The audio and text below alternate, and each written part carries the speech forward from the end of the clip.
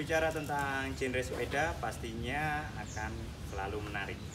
Seperti yang akan saya bahas kali ini, yaitu tentang genre sepeda. Tetap stay tune di channel Dua Roda MTB.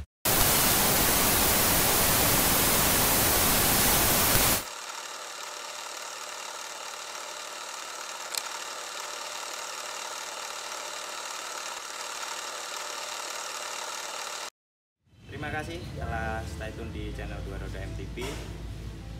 Buat kalian yang belum mensubscribe channel saya, bisa mensubscribe terlebih dahulu supaya saya tetap bersemangat dalam membuat konten tentang persepedaan.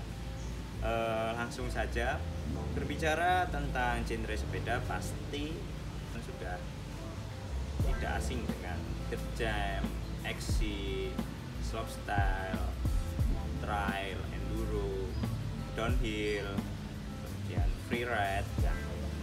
Itu adalah genre-genre yang sangat umum yang kalian ketahui. Tapi belakangan ini saya melihat perkembangan sepeda itu sangat pesat ya. Tentunya di base-nya di luar sana banyak perubahan-perubahan yang dilakukan dari produsen sepeda itu sendiri maupun ridernya itu sendiri. Nah, belajar dari itu, kemarin saya melihat ya, tentang sepeda yang akhirnya menginspirasi saya untuk membuat sepeda itu. Sebenarnya untuk genre ini nggak baru-baru ini juga, tapi sudah agak sedikit lama. Cuman baru diangkatnya atau baru tenarnya ya di 2 tahunan.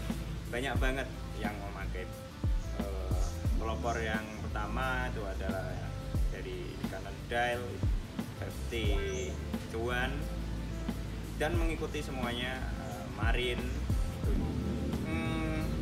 Sepeda itu disebut slope duro, penggabungan dua genre di satu sepeda, yaitu slopestyle dan enduro bike. Apa sih yang membedakan dengan genre yang lain?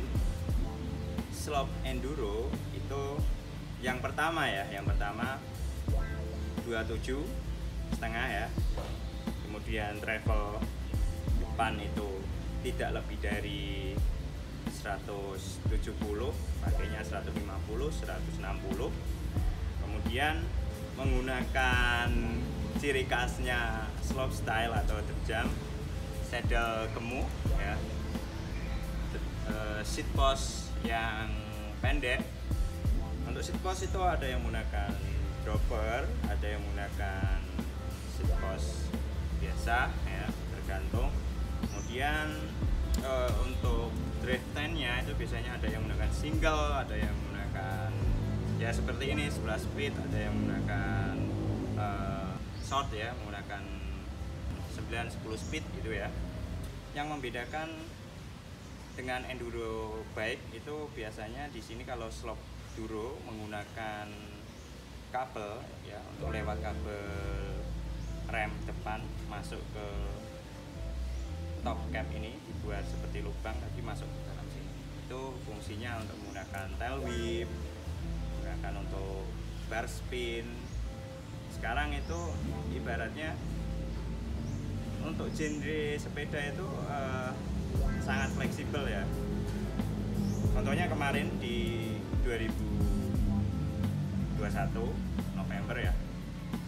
Sekarang untuk sepeda DH, contohnya Brandon Semenut ya, kemarin membuat sepeda DH dikasih